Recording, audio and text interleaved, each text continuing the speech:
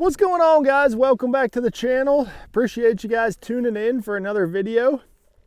Welcome to the juice. So this is my recap videos that we put together after each tournament.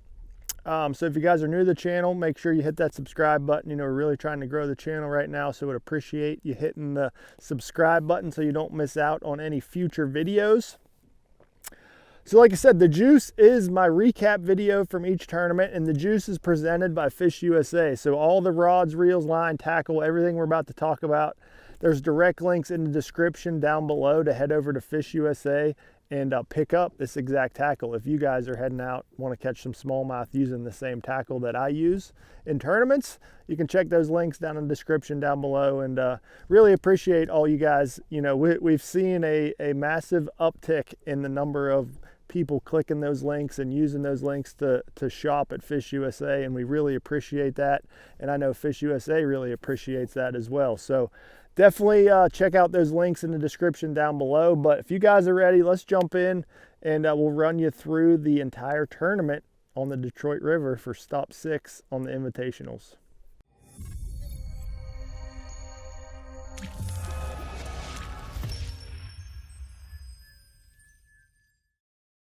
All right, well, stop 6 on the Major League Fishing Invitational circuit out of the Detroit River. So, you know, as soon as the schedule was announced, I knew this was going to be one I wanted to fish, just because I love fishing for big smallmouth, whether it's Lake Erie, Lake St. Clair, in the Detroit River itself. I mean, I just love that part of the country, and those fisheries especially are top notch.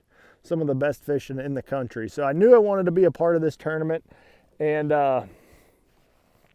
you know, heading into the tournament, I was kind of torn, because you know, I really love fishing Erie. I prefer fishing Erie. I prefer fishing structure, stuff like that. So I really wanted to spend all of my time in Erie, but there was a major tournament about 2 weeks before out of St. Clair, and the weights were absolutely crazy. So that kind of was in the back of my mind, knowing that, you know, St. Clair's fishing pretty good. I probably need to go up there and spend some time just to, you know, make sure that I get a check, because at the end of the day, this is what we do for a living. So if I'm not getting paid, I'm not making any money. So I got to make sure I get a check every tournament.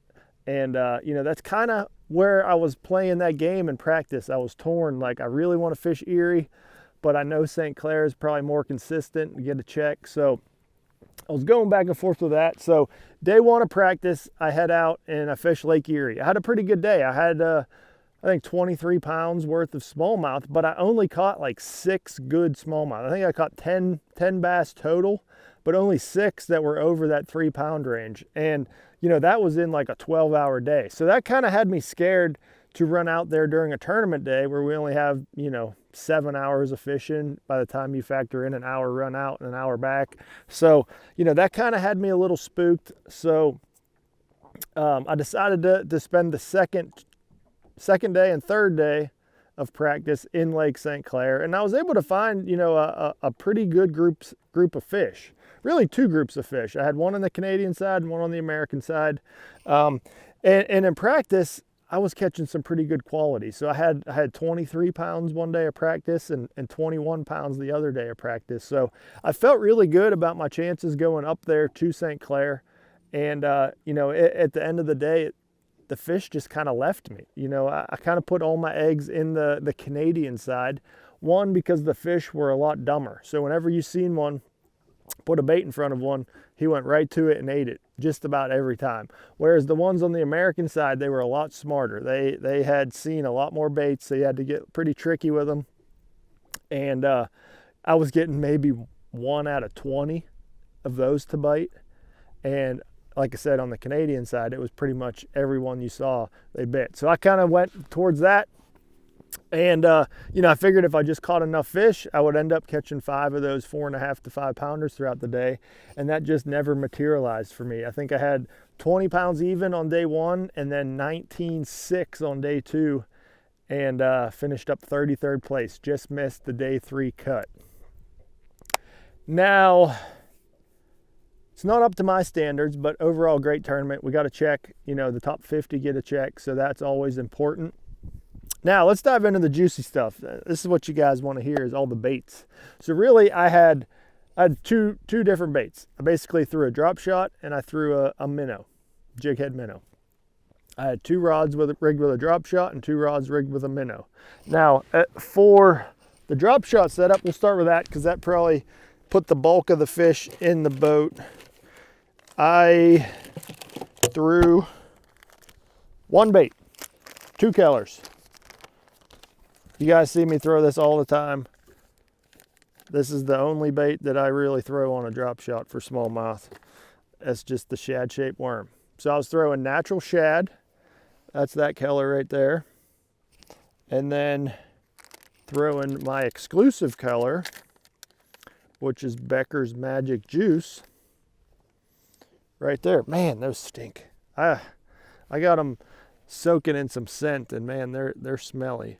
So, natural shad, Becker's Magic Juice. Really, the Magic Juice is the natural shad on the belly and then a dark green pumpkin on the back, but it really just darkens up the whole profile, and it makes that bait show up better, kind of on the early mornings, the dark mornings. And then, you know, if you had a cloudy day or something, the water's a little bit dirtier, that's when I really like to go with that Magic Juice color. But like I said, as far as drop shots, I keep it really simple. I have so much confidence in this shad-shaped worm that I know if I just put that in front of a bass, he's going to eat it. So that's the bait side of things. Now, another thing to mention, this color, Becker's Magic Juice, is only available at Fish USA. So if you want to check these out, you have to check the links in the description down below. All right, let's get down to the equipment side of things. So like I said, I had two of these rods. They're a 7'2" medium heavy. Favorite Hex. You guys have seen me use that spinning rod all over the country. I got this one rigged up with 15-pound Seaguar Smackdown braid. I actually got a little backlash there. Let's get him out. Little loop. Nobody likes a loop when they're spinning reel. All right, so like I said, 15-pound Smackdown braid, and then I was tying an FG knot to an 8-pound Seaguar Tatsu fluorocarbon leader. And then that guy right there, he's the one who puts them in the boat, the Trocar TK150 drop shot hook. That's the number 2 size. And then I was throwing a 1/2 ounce Epic Tungsten Teardrop drop shot weight.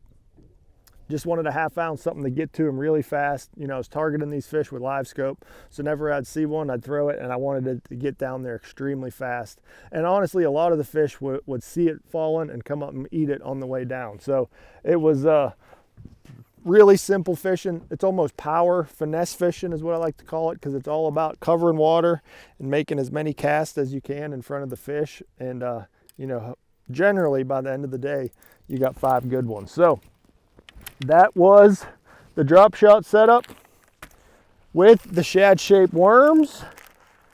Then we go to the minnow setup. So you're going to notice something very similar here.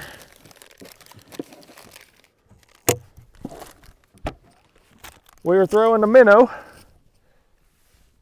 right here, jig head minnow. This is same setup as actually I got the new Seaguar PEX braid on here, so it's a little bit thinner. This is the 16-pound, so it's thinner. It casts better, especially with these light, real light minnow style baits. I throw it on a little bit shorter rod, so this is a 6'10" medium. You know, I like throwing the minnow on a shorter rod so you can just kind of shake it just right. Then, you know, when I'm smallmouth fishing, I really like using this Kitech ball head. You know, it's kind of a dark gray color, and sometimes I found that flashy tungsten head can turn fish away. So I went with the dark Kitech head, and then the Yamamoto scope shad. So I was alternating this between 2 colors as well, which they're the exact same colors as the shad shape. Becker's Magic Juice, and then natural shad. So like I said, I keep it really simple when I'm smallmouth fishing. It's all about putting the bait in front of them, and they will eat these two baits. I know that I have more confidence in these than anything. So for me, it was all about finding the locations, not necessarily dialing in my baits, because I know I have the best baits out there. So like I said, I had two of these right here. Now, as far as head size, this one's a 3/16. I would alternate between a 3/16 and a quarter, just kind of really depending on the wind conditions. You know, if you had a calmer day like we have here today, I like the 3/16. And if it's a little bit windier, then I bumped up to the 1/4 ounce. But that's it as far as tackle. Kept it really simple. It's just a matter of putting it in front of them, and at the end of the day, I didn't put it in front of enough big ones. You know, like I said, I feel like my big fish kind of moved on me a little bit, and I never really relocated them in the tournament, but that's how it goes. That'll happen, and that's why we love this game. So appreciate you guys tuning into this video. Hopefully you learned something. Love to hear your comments down below, so always make sure you leave those comments down there. Hit that subscribe if you haven't already, and we'll see you guys next time.